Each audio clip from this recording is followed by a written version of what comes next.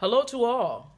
My name is Dr. Charlita Shelton, and I'm going to speak with you today on the power of resiliency and persistence. And I also like to call this talk from the ghetto to the presidency.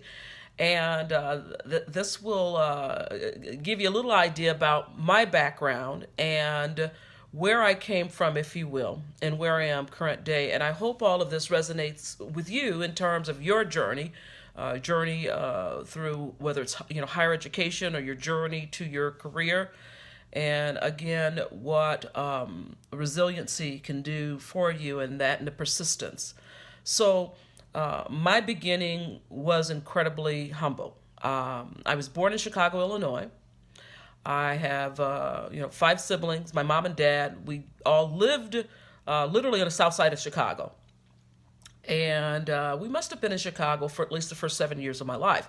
However, we moved into what was called the Robert Taylor Homes, and so essentially Robert Taylor Homes, south side of Chicago, the ghetto, and these homes were created for low income families, something for them to be able to afford, to move into, have a comfortable life. However, if you could imagine, in thinking about the south side of Chicago, 16 floors, kind of, people on people on people when you talk about that number of floors. And it became extremely crime ridden and very frightening for my parents that were, trying to raise six young children. So my father made a major decision and moved us to Southwest Michigan. I was 7 years old at that time.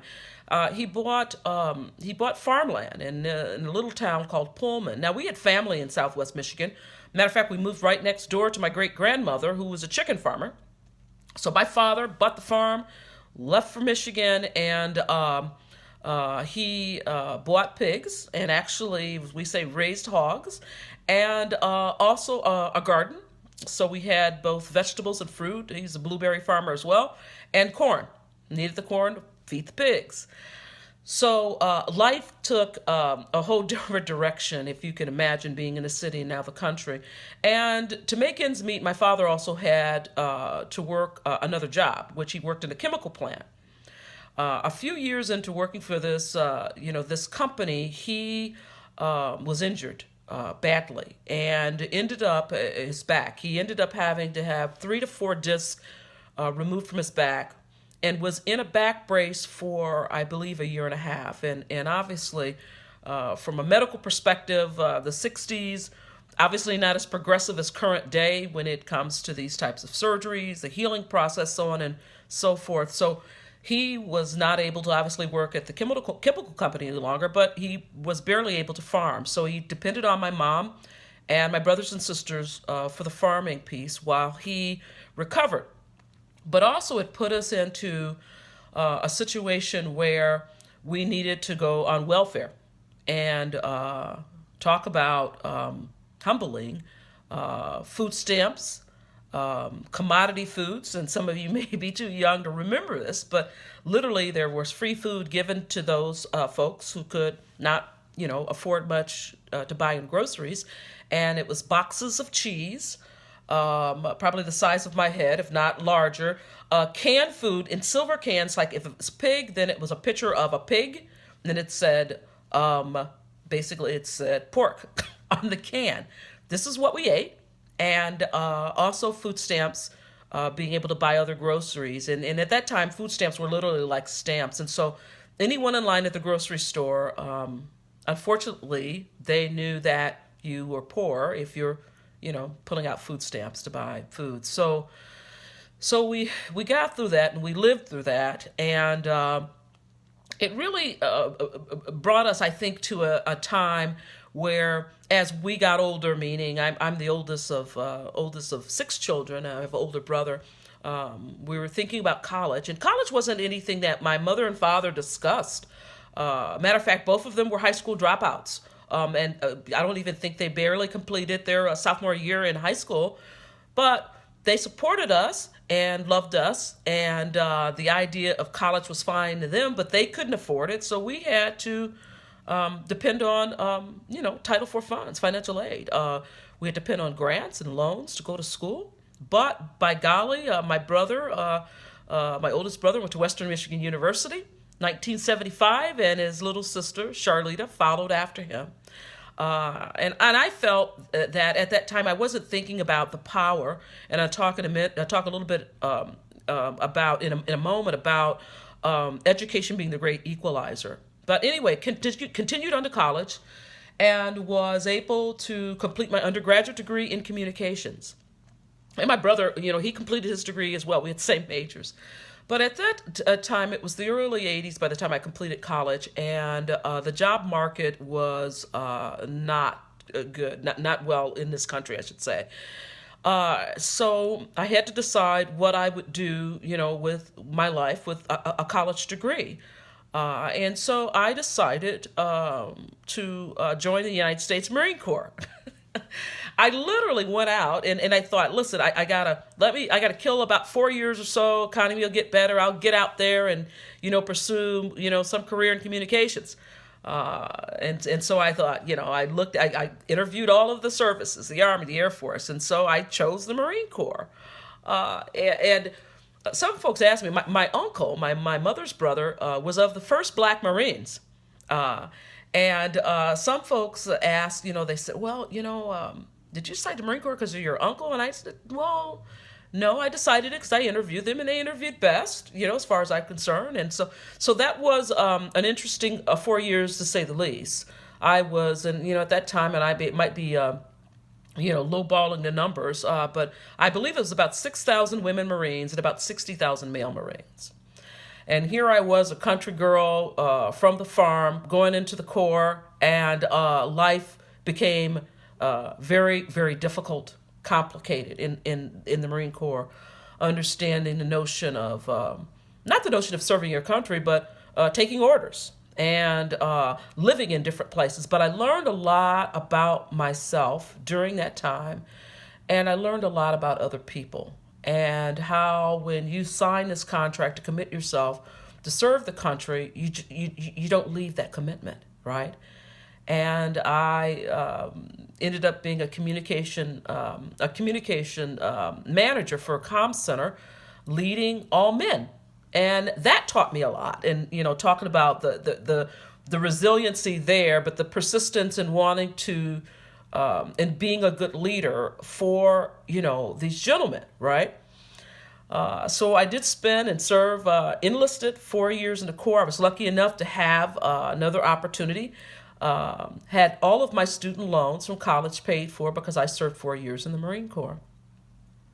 Then I thought after the Corps, what would I do? And I ended up, interestingly enough, in higher education. And I loved learning. I loved being in college in terms of my undergraduate degree, but I was able to land a position because of my undergraduate degree as associate dean for a very small associate degree granting college in San Diego. I thought I would just try this idea and notion of being a higher educator, and I found that I really loved it, and I found that there I could share with students kind of my love for learning, but more importantly, the importance of them pursuing college or pursuing a degree, so that, again, the notion of being, it is the great equalizer, that they would be able to gain upward mobility in their career. So along that journey, I spent, altogether now 25 years in higher education.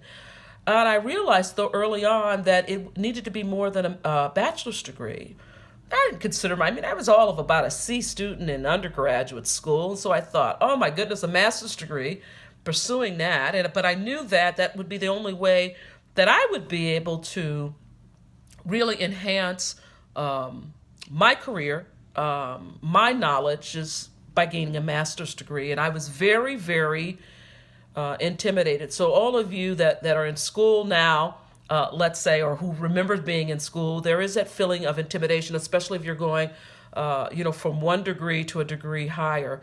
But I just thought, if I had wonderful people to support me, wonderful instructors who would kind of be there for me, answering questions, so on and so forth, gaining the support that I needed that I could get through this.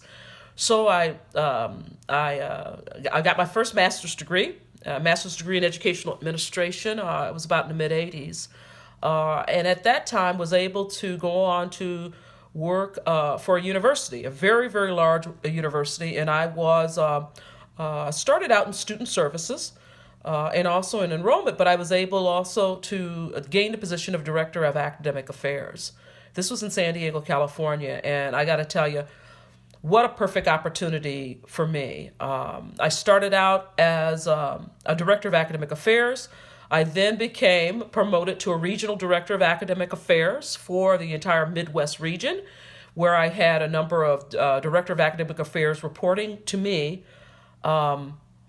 Wonderful opportunity there in terms of not just the notion of, oh, well, here I am and I'm leading all these folks, but what I learned from those directors of academic affairs because of their varied backgrounds and because of their journey. So I felt it made me a better person and a better leader, knowing them and understanding their walk of life, what brought them to, gaining their position as Director of Academic Affairs. Later on, I became a vice president of academic affairs and decided at that point in higher education I needed to pursue what? The doctorate degree. Now, I can tell you the master's was not fun. And now we're talking about a PhD. And so I found a very, very, very good school. And this school offered not only a master's degree, even to those who had master's degree, when they applied, but also a PhD. It was the longest journey of my life. It was the most difficult in learning. And yes, it took me quite some time to complete. But again, going back to this resiliency and persistence, I felt like a fish out of water. I had to understand this language and nomenclature in the world of research, for instance, in the world of teaching and learning that was unfamiliar to me. And you know what? I'll tell you right now, I wanted to quit. Many times I wanted to quit, but I didn't, because going back to the notion of self-efficacy or the notion of having people who support you or having mentors, this is all important to your learning. It is important to your career. So I finally finished that PhD and was hooded, as they say. And literally 8 months later, I became president of a university. 8 months after receiving a PhD.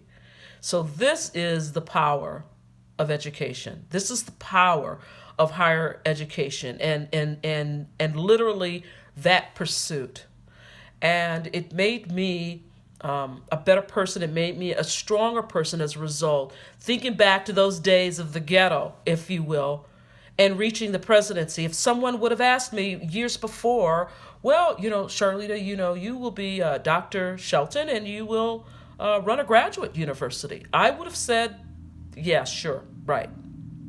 So I'm happy to say that I now am the executive director of the Dallas Nursing Institute here in Dallas, Texas. And I chose this role over leaving, so many years as a president of a graduate school, because this fine school is of a college of a little over 200 nursing students, all gaining their either LVN certificate or their associate's degree in nursing, and whether that is them already possessing a license as an LVN, if you will, and wanting to become an RN.